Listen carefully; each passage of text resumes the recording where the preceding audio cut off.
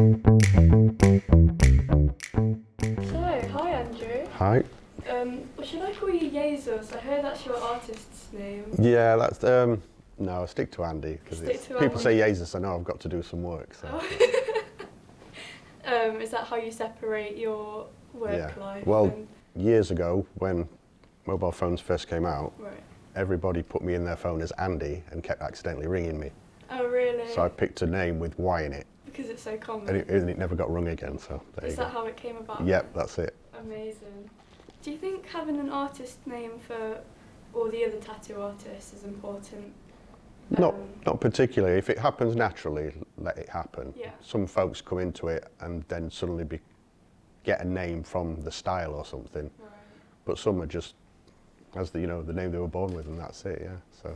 Do you think that every tattoo artist has a unique style? Not particularly, because they start off kind of tracing really, which is technically what tattooing is. Yeah. It's once they get going, they then think I could do this a different way. Or some tattooists are artists before, like myself, are illustrators before, and they do make the mistake which I made. They try and illustrate the same as they tattoo, and it doesn't always work that way. You've got to learn to tattoo and then bring a style into it. So. Definitely. So how do you go about teaching apprentices? Like, do you think creativity is something you can teach? You can't teach the creativity, but I think it's more enthusiasm with apprentices. You teach them the techniques, and then they put into it what they want to put into it. So yeah, a lot of people come into it thinking, oh, it's a doddle, and then they realise that if they don't put anything of their own into it, they just become part of the crowd, and they don't stand out. So. Why did you want to become a tattoo artist? I think since I was a little kid, I was always drawing on people. I've always drawn anyway, but I was always drawing on people as well. But then, whilst I was illustrating and I was getting commissioned illustrative work, in this about from 2000 onwards, more and more people were asking me to design a tattoo for them, and I thought I may as well just do this from start to finish rather than do a bit of it, and then watch it be put on someone's skin by someone else. Definitely. Do you feel pressure designing and painting on someone knowing that it's permanent? I used to. I think for the first 5 years you definitely feel it, and then I think one day I just woke up and I was getting a job ready, and I thought, hang on, I'm not stressed out about this anymore. So I think it slowly ebbed away, and now I think it's very rarely you think, oh God, how am I going to do this? Whereas before you did, every day you woke up and thought it. So.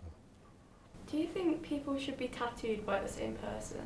It used to be a thing where you had a kind of sense of loyalty to a tattooist. And I do get some customers who've been tattooed by me and no one else, all the way, for the last 13 years that I've done it. But I genuinely see it as a collection of art on yourself. And if you don't buy all the same paintings by an artist, if you see another picture and you like it, you go and get it. So I'd happily encourage them to get tattoos from other artists, as long as they're a good artist. What do you advise someone that's thinking about getting a tattoo? Well, your main thing is it's the image that you want. You're going to be stuck with it, really stuck with it. Yeah. It isn't like a painting that you could think, well, I'll leave that at home today, So I say get an image that you like, or get an image designed that you like. And it doesn't always work like this because people seem to be on a timescale, I want it right now, but I'd be happier with them if they had the image and 6 months later said, I still like that, and then they had it. Then every day they've looked at it and thought, yeah, I still like it. Because if I had tattooed on me what I liked when I was 16, it'd be awful. It'd be genuinely awful. Do you think the age limit on tattoos is important then? Yeah, because your decisions that you make in your teens are different to what you make in your 20s, to what you make in your 30s. Do you think that age limit should be heightened? I wouldn't complain if it was lifted up to about 20. Really? Yeah. Eradicate the whole thing of having teenagers getting tattooed. They'll be more desperate for it, and if they really wanted it at 18, they'll want it even more when they're 20. Yeah. So, Why do you think that tattoos are getting more popular?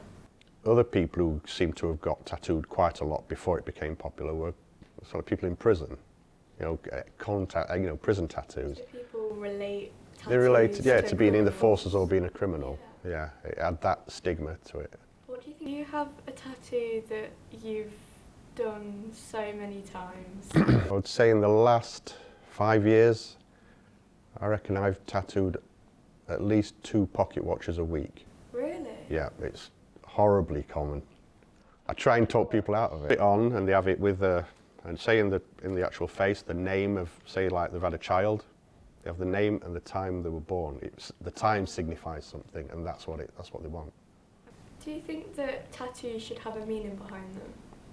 Not always. Not always. I do get it when they have a meaning, and I get why certain people want them. But sometimes, just have an image because you like the image. It doesn't have to mean something. I think it's just an appreciation of the art of it, And some people, why the guy who owns the Mona Lisa? It doesn't mean anything. It's a woman smiling, but it's the most expensive painting in the world. So What educational skills do you need to become a tattoo artist? I'd say mainly drawing and, well, it's like an art perspective. If you go to college and do art, you'll learn a little bit of background of different types of art. So it's not going to do you any harm. Yeah. But art's probably the main thing. But then, as I've moved on, I kind of wish I had a bit more of a business mind, for running the business itself. But other than that, I think it's just any creative talent will. Do you reckon there's any common misconceptions that people have with tattoos? They get a lot of strange ideas in their head about tattooing. I think it's because, say, somebody comes and gets tattooed, the one I hear the most is, oh, I don't want that colour because that colour hurts. And basically, they've had a tattoo, and as we're getting towards the end of it, I've said, right, I'm going to put, say, some red into here, and it already hurts a little, but the red really hurts, but it's because it's at the end of the job. And then they go away thinking that colour hurts all the time, or they think white hurts all the time. And it's just how they've took their personal experience and made it, oh, this is the definitive reason that this, there's pain with certain colours when there isn't, so. So there's no difference between... No, if I started tattooing with white, it would feel the same as I'm tattooing with black. It's just that the colours get used more towards the end of a job. How should you look after a tattoo after you've had it finished? Well, when you've just had it, treat it like you've scarred yourself, you've wounded yourself, like a graze. You wouldn't go home and play in a sandpit after you've grazed your elbow or something.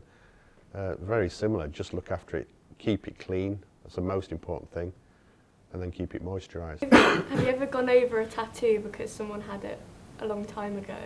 Yeah, What's that thing? Covering up and reworking is, I think 70% of my work's reworking, especially in summertime, when people start taking the t-shirts off and wearing bikinis and they think, oh, I don't like this one. They come to me and get it changed into something else. Do you think that tattooing is a unique art? Yeah, I think because it is singularly on that one person. And the main thing about people coming in and asking for stuff, even if it's, say like the pocket watch, their one is still unique to them. It's still got a unique time and, name, whatever. So yeah, I do think it's still quite a unique thing. It's just trying to convince people to make it as unique as possible. So when they come in with the same idea as the last 10 people, try and steer them towards something a little bit more. How do you try and change their mind? Well, with most folks, the easiest way is say, right, imagine you have this tattoo now. What would you do if you went out for a meal or went to a pub and the person next to you had exactly the same one? It's kind of like women going to a party and having the same dress on. Yeah. Make them aware that a lot of other people will have this idea, so make them do something to make it different.